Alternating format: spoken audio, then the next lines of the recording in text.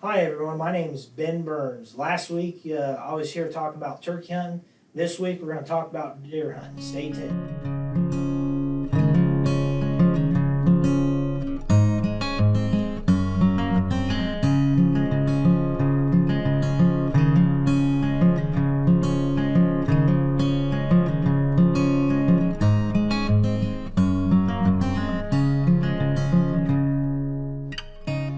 Hi, this is Connie Smith with OSU Extension in Fairfield County.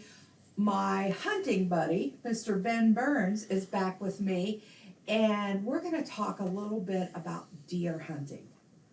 I know you love your turkeys, my friend, Yep, but deer ranks up there it's pretty close second. It's close second. Okay, so when we talk about deer hunting, are you a bow hunter or a gun hunter? Tell me how that works. So I like to use my gun. Okay. But the thing in Ohio is majority of the season's in bow. Okay. So I'll use crossbow up until gun season, and that's pretty much what I'll do. So when is bow season? And is that most of November? So bow season it starts at the end of September, Okay. and you can hunt bow until I think is the first Sunday in February. Okay. Then in between bow season, you have a week of gun season, and you have muzzleloader season. Okay.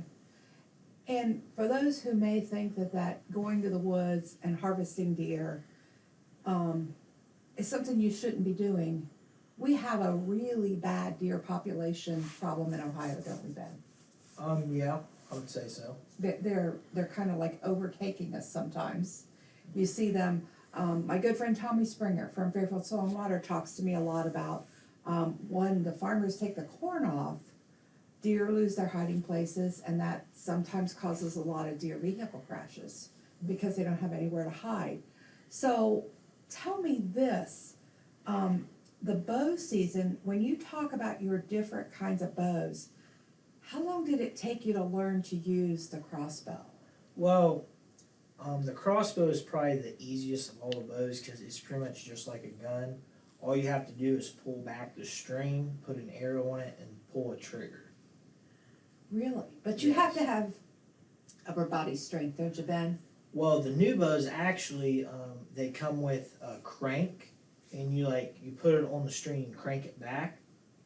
Really? Or another thing they actually have pull strings. Okay. Because after, if you're practicing shooting a crossbow, after a while your fingers start to get a little sore pulling it back. So, this is not an inexpensive hobby, is it, Ben? What's a crossbow cost, just roughly? Well, average crossbow I would say would probably be $400 to $500. And how many have you gone through before you found the perfect one for you, Ben? Well, the first one I used was my dad's, and let's just say when I was younger I wasn't a very good shot with a bow. So true confession, my friend. And so we actually went to this Whitetails Unlimited banquet where we won this Parker bow, and I've actually been using that ever since. It's been a pretty good bow. Yeah. And everybody in your family hunts, right? Everyone except my mom. Yeah. But I just saw a picture recently of you and your twin sister, Juliana, and you were all proud that she shot her first deer, correct? Well, this was actually her third deer. Her third deer, but her first one this season, correct? Yes, and her actually biggest one she ever shot. And her biggest one. Now again, we talk true confession. Did you really lead her to the deer, or did she find this one herself? Well, when she first, so Jillian actually, she came into OU, and so she went hunting with my dad. Okay. And my dad was telling me a story how this deer came in, and I told him to hunt this spot because this is where the most activity and the biggest buck at the time I was seeing. So Juliana, they get up in the tree stand. The deer. No, you're not going to tell me where you were, right? I can't. Okay. So Okay. okay. she gets up in the tree stand, me and my dad and brother, one thing that's bad about us, if a big buck comes in, we like shake. Oh, you do? Yeah, but Juliana, she just remained calm. Yeah. My dad's like, you got this? He's like, I got this. Yeah. And she shot the deer, and she said, okay, let's wait a minute. And Juliana's like, oh, the arrow was stuck in it. And they went out, and so my dad called me and says, oh, Juliana stuck one. So I started driving down. I get a phone call when I get about to our property. It says, oh, we found the deer. I'm like, okay. So I go up to where they said it's at, and sure enough, they were there with the deer. Yeah, because a very responsible hunter does not just shoot a deer and let it run somewhere. You track it till you find it, correct? Yep. Our philosophy, when you shoot something, you shouldn't shoot anything else unless you know that other deer is dead or you missed it. You missed it. Okay. Okay. So, but in this picture I saw, there was a little caption that made me think that old Benford might have just kind of told her where the deer was. Was that true? I told her the location of where the deer in the area was at. Yeah. And so just by studying trail cameras and it's like activities, I told her this would probably be the best spot to go. Yeah. Kind of like the old Benford Burns trailing, hunting trail services is what I think I might have read in that. Guide services. Guide services was what I read? Yeah. Yeah. I knew that you had your hand in that one some way or another. Yeah. Yeah. So after this deer is dead, Yeah. what happens like to the meat? What do you do? What's the next step? So after you track the deer and get it, you want to gut the deer. Okay. And so Juliana, she likes to hunt, but she doesn't like to gut deer. Okay, well, I could understand that. It's not that bad. Okay, well, don't take me along. Okay. Okay. So after we gut it, we want to get it out of the woods. Okay. And the important thing is to get ice in its cavity. Because you don't want it to if you lift up its leg, all its body heat comes out. And you want to make sure that meat stays cool until you get to the butchers. Okay. And also, if this deer, since it's the biggest deer, we're going to mount it, we also want to take care stop. of. What does that mean? What do you mean? So when you mount a deer, it's pretty much you take the pelt and the antlers and you put it on a form. Okay.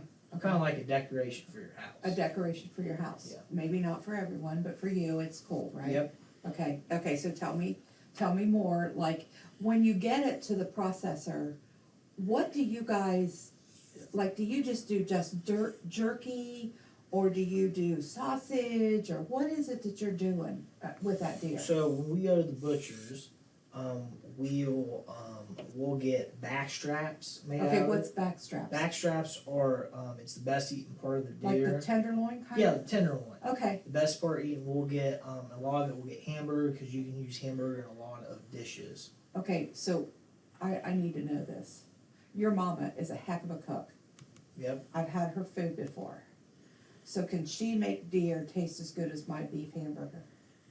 Well, that's one thing about my mom.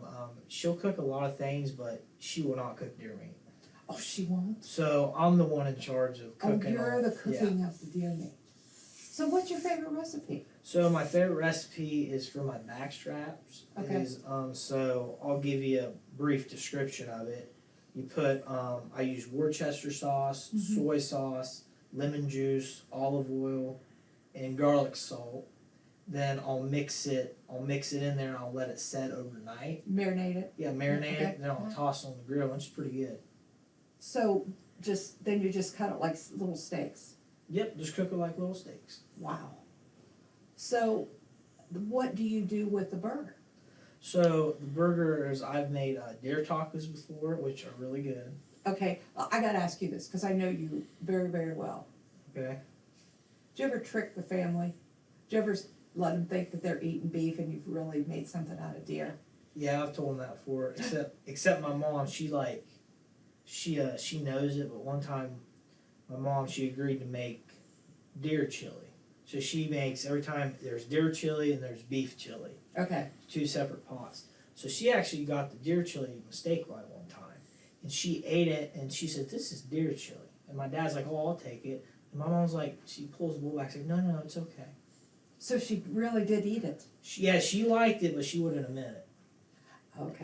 Okay. Well, you know what? Your mom's pretty cool. You know, and Yeah. she's like one of my Hallmark movie buddies. Let's not start with that. Let's not start with the Hallmark movies. Nope. You gotta be kidding. It's Christmas, Ben. Well, we're forgetting Thanksgiving. Okay.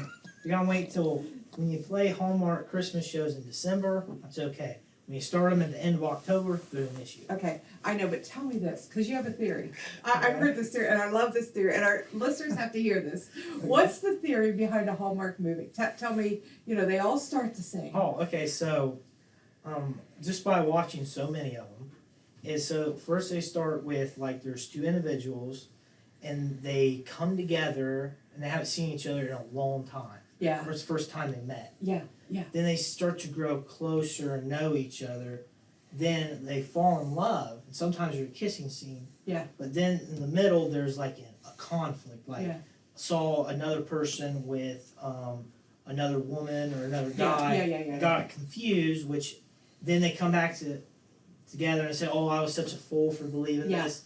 Then let's say if the movie ends at 11 o'clock, they kiss at exactly the 59th minute of the hour, 10:59. Okay.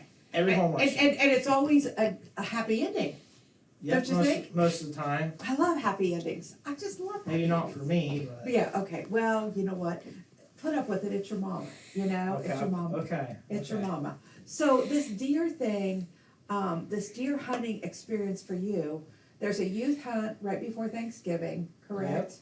And then the gun season comes in like the weekend after Thanksgiving, like December 1st and 2nd. December 2nd, which is actually a Monday, Okay, and it goes until that following Sunday. okay. So we know you're in school. We know you're at Ohio State. Will you be taking a little time off that first week in December? I'll probably, because another thing about deer management is I actually killed my deer this year early in October. Okay. But one thing about deer management is you need to control your doe population. Okay. Because what I've always been taught is if so this one area we have probably I'd say 12, 13 does in it. Okay. But you can't tell me where that area is. I can't. Okay. All out. Okay. But they say your older does you want to thin them out a little bit because your younger deer will produce, let's say, 2 to 3 offspring, Okay. and your older does might only produce 1, and it might not be as healthy as the younger deer's Okay. offspring.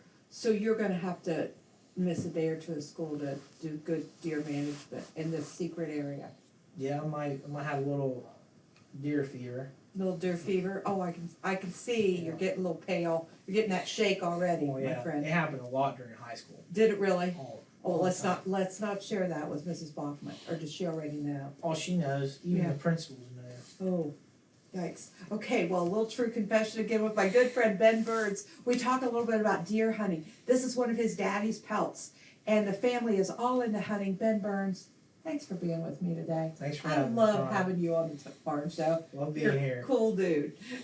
This has been Connie Smith with OSU Extension in Fairfield County, my really good friend, Mr. Ben Burns. Such a pleasure to highlight young people and, more importantly, their passion. And really, really, really a good young man, Mr. Ben Burns.